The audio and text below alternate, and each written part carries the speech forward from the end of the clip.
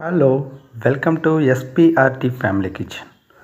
ఈరోజు మనం బంగాళదుంప కర్రీలో చాలా స్మూత్గా, ఎంతో టేస్ట్గా, చిన్నపిల్లలు కూడా ఇష్టపడి తినేలా, అంటే కారం లేకుండా మరి మంచి టేస్టీగా, మ్యాక్సిమం ఇది ఫంక్షన్ స్టైల్స్లో, హోటల్ స్టైల్స్లో ఏదైనా ఫంక్షన్ జరిగేటప్పుడు చేస్తారు. అలాంటిది బంగాళదుంప కూర్మాని మనం ఎలా తయారు చేయాలి, చాలా ఈజీగా 15-20 నిమిషాల్లో తయారైపోతుంది. చాలా చాలా బాగుంటుంది. ఇది పూరీలోకి, ఇంకా చపాతీలోకి, అలాగే వేడివేడి అన్నంలోకి, చారు వేసుకొని స్టఫ్ కింద పెట్టుకుంటే ఇంకా అదిరిపోతుంది. అలాగే ముందుగా మన ఛానల్ ఎవరైనా చూస్తున్నట్లయితే కొద్దిగా సబ్స్క్రైబ్ చేయండి, లైక్ చేయండి, షేర్ చేయండి.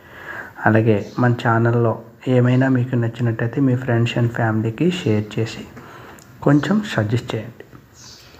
అయితే ముందుగా మనం ఎలా తయారు చేసుకోవాలి, బంగాళదుంపలన్నింటినీ బాగా ఉడకబెట్టి పీల్ ఆఫ్ చేయండి. తొక్కలన్నీ తీసేసి ఒక దగ్గర చిన్న చిన్న ముక్కలుగా కట్ చేసి పెట్టుకొని ఇంకా తాలింపు దినుసులు పక్కన పెట్టుకోండి. అలాగే కొద్దిగా మసాలా కూడా పక్కన పెట్టుకుంటాం. ఆ మసాలా ఈ మొత్తం అన్నీ కూడా పక్కన పెట్టుకొని రెడీగా పెట్టుకుంటే 10 నిమిషాల్లో రెడీ అయిపోతుంది. స్టవ్ వెలిగించేస్తున్నాం. స్టవ్ మీద కడాయి పెట్టాం. కడాయి హీట్ అవగానే కొద్దిగా ఆయిల్ ఒక్క స్పూన్ ఎక్కువ వేయండి, ఎందుకంటే దీంట్లో వాటర్ కానీ ఇంకేమి వేయం. తాలింపు దినుసులన్నీ వేసేయండి. వీలైతే మీరు కరివేపాకు కూడా వేసుకోండి. కరివేపాకు మా దగ్గర లేదు ఇప్పుడు, అందుకని దాన్ని మేము స్కిప్ చేసాం. ఉంటే ఖచ్చితంగా వేస్తాం. అలాగే కొద్దిగా పసుపు కలర్ కోసం, మరి వైట్గా ఉంటే బాగోదని కలర్ కోసం వేసాం. అంతే. ఇంకా మనం ముందుగా ఉడకబెట్టుకొని కట్ చేసుకునే బంగాళదుంప ముక్కలన్నీ కూడా అందులో వేసేసి ఒకసారి బాగా ఫ్రై చేయండి.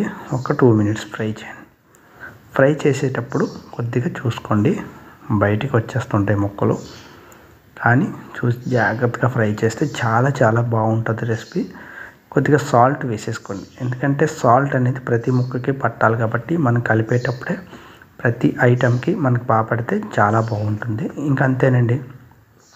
చివరగా మరి అంతా బాగా 1-2 నిమిషాలు మగ్గించండి. మూత పెట్టనవసరం లేదు. అలా ఒక 2-3 నిమిషాలు వదిలేస్తే మధ్యలో కొద్దిగా అన్నం చేసి దాంట్లో మనం తయారు చేసి పెట్టుకున్న మసాలాని వేసేసి కొద్దిగా ఫ్రై చేసినట్టు చేసి, అంటే హీట్కి తర్వాత ముక్కలన్నింటికి పట్టించేలాగా మరొక 2 నిమిషాలు ఫ్రై చేసి తీసేసుకుంటే అంతే. వేడి అన్నంలోకి, అలాగే అప్పుడే చేసుకొని వేడివేడిగా పూరీలోకి, చపాతీలోకి నాకు తెలిసి ఉత్త నోటినే తినేస్తాం, అంత బాగుంటుంది.